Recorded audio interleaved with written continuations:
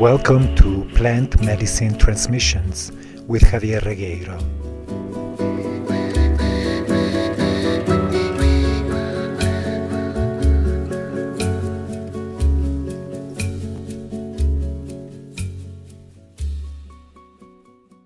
In this episode of Plant Medicine Transmissions, I would like to continue our exploration of the sacred. We spoke about entheogens. Entheogens are substances but also processes that put us in touch with the sacred. Therefore, entheogens are sacred. Ayahuasca and San Pedro and other plant medicines are not only sacred to the native people from where these medicines come from, but they are sacred, period. When we think, for instance, about ayahuasca, a brew that, in order to take full effect, needs two different plants that do not necessarily grow nearby to each other, the ayahuasca vine and the chacruna plant, we are at a loss in trying to understand how humans came across such a combination. A combination that would take thousands of years through a scientific exploration to come up with. This is an indication that ayahuasca has an element of the suprahuman, of something beyond our everyday dimension. We may call it sacred, we may call it extraordinary, but it all points to the same reality that we are here engaging with a medicine that transcends human everyday life. And we can speak in the same terms in regards to San Pedro Huachuma, which has been an ancestral medicine very much revered by the people along the Andes where it grows. Another indication of the sacredness of these medicines is the profound reverence that the people in Peru still to this day feel towards these medicines. A reverence that is often mixed with fear. And in the definition of sacred, there is also this aspect of forbidden. Now, this is an important aspect of this process. The prohibitions, the taboos surrounding sacred medicines are the same kind and have the same purpose as the prohibitions, the taboos surrounding certain esoteric spiritual processes, such as, for instance, original Indian Tantra. These taboos were put in place not to infringe upon our freedoms, but because of their power. For me, ayahuasca and San Pedro are extremely powerful medicines, which is why I approach them with utmost respect. And I believe the process that ayahuasca and San Pedro invite us into has most importantly to do with consciousness. And for me, the work with consciousness is the most delicate of all processes. To use a mundane example, it would be the difference between looking for a dermatologist for a skin lesion or a cut, and choosing a brain surgeon for an important brain surgery. Since the brain affects our whole being in very important ways, then the choice of such a surgeon would most likely imply much deeper research, much deeper attention to all details involved in that surgery. The power of entheogens, their ability to touch us, to affect us on a very deep level, a very psychic, emotional, mental, and spiritual level, makes them the sacred medicines that they are known as. Now, we have forgotten as Westerners, as modern people, what the attitude towards the sacred ought to be. We believe that we should have absolute freedom over our actions and lives and do as we please. We struggle to honor the authority of anybody or anything other than our own selves and our own egos. After declaring the death of God, which up until that moment had been the highest authority, after World War II, we started systematically killing our fathers and any authority figure in our society. We started questioning their authority to the point where there is nowadays no real authority left. And whoever tries to hold that space, that position of authority, is often questioned and is often denigrated. In my own personal journey, the highest goal, the most important pursuit since early adolescence had been the pursuit of freedom. As an adolescent, as a young man, I rebelled against all forms of authority and felt a fair bit of resentment towards anything and anybody that I perceived to limit my own personal freedom. It wasn't until my late 20s that I realized that my biggest, strongest shackles were not coming from the outside in the form of parents or governments and whatever, but those shackles were right between my ears. It were the shackles of my own mind and of my own limiting beliefs. So I started looking inside and integrating those limiting beliefs that kept me small and that kept me enslaved. As part of that, it was also realizing how my strongest master was simply my mind, and how identifying with my mind, believing that I was my mind, helped me loosen that grip to a point of increased personal freedom in all levels of my life.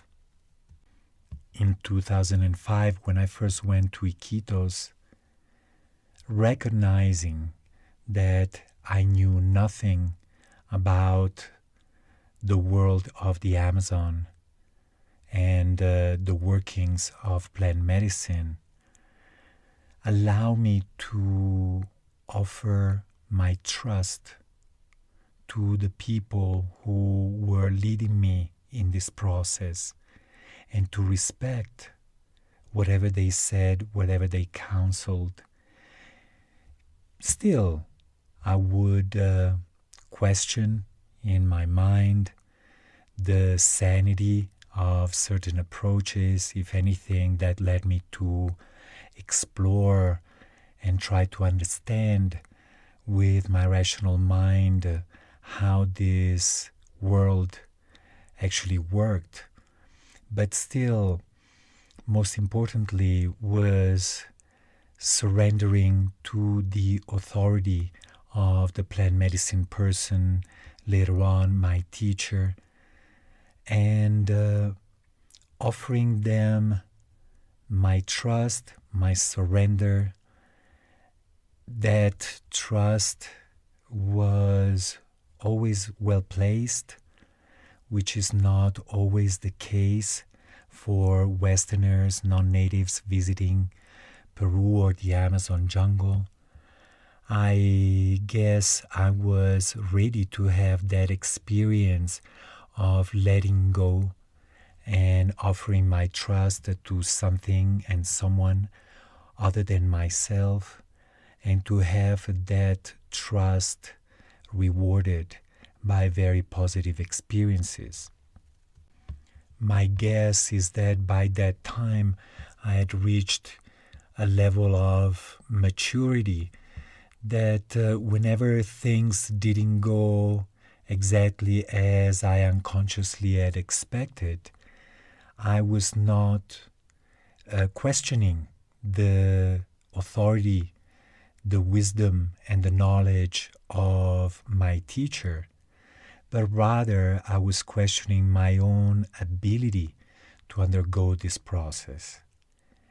In retrospect, I could see the wisdom of the processes that I was invited into, and also could see how my own inability to meet my goals was a way to keep inviting myself to let go of expectations and to trust the unknown, to trust myself and my own ability to travel those unknown places within myself.